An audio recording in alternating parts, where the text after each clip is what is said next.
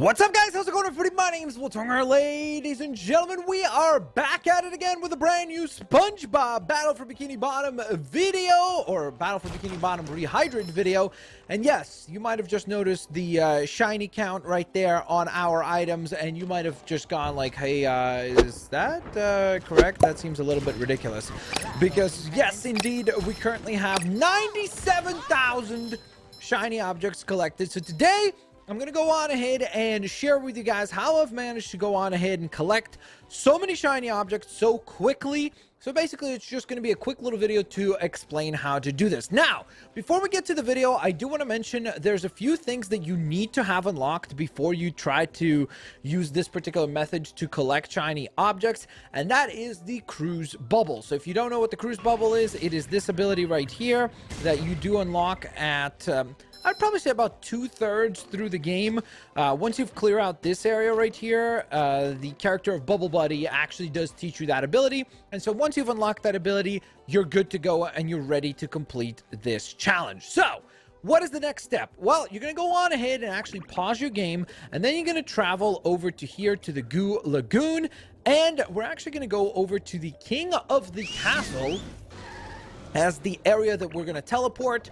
So that's going to be the third spot, I guess the third spatula as far as like quick teleports are available. And once we've made it over to here, this is what we're going to do. We're going to go on ahead and start to make the climb up here.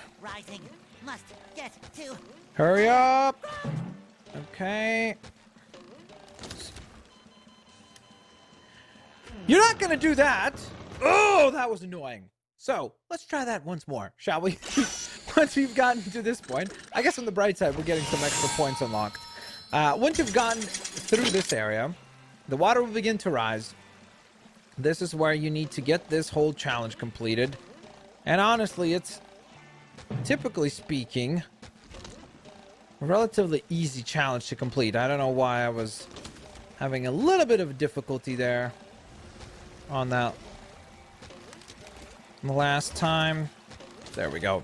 Okay, so once you've made your way up here, this is sort of the main area that you want to get to. So this is the checkpoint right here. Make sure that that activates. That's actually really, really important. So you want to make sure that you have triggered the checkpoint activation point. And then we're just going to basically face over to here, and we're going to rock and roll. So the first thing we're going to do is launch the cruise bubble over to this side, giving us a monster combo. The combo that we're going to use here today is basically going to give you roughly around like 1,000 points. Oh, whoops, I forgot that we've already cleared that, so I'll re-explain that in a second. The next one that you're going to launch is actually going to go up to the mountaintop here, giving you another super monster combo. And then last but certainly not least, you have a set of boxes that you need to clear out, or tikis, over on the bridge. So there you go. That's basically it. Now, I know what you're saying. Well, that was kind of nice. I got like 900 points there, but what's next? How do I, you know, speed up the process? Well, all you have to do is actually drop down into the water. And because we hit that checkpoint before, obviously SpongeBob loses automatically to the goo here, so he'll respawn, and once he's respawned, you can get started all over again. So you're going to go on ahead and launch your cruise bubble over to this side. You get a monster combo. The next one, you're going to launch another cruise bubble. This one's a little bit more challenging usually, because sometimes that will happen.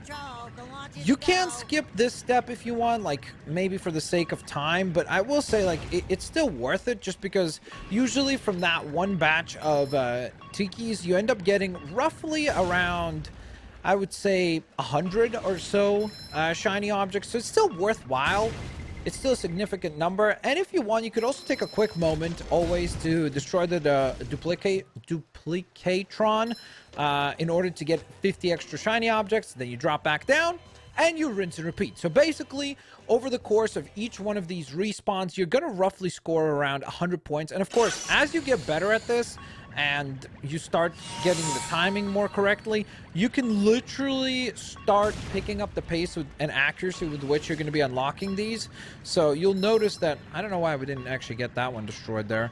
So you'll notice that as we do this more and more often, and of course I'm recording this live, so obviously I can't really focus as much on the gameplay as I would if I was just playing. but you'll notice that we can really pick up the pace of collecting this. So I can literally walk forwards, hit that, drop down, activate the next one.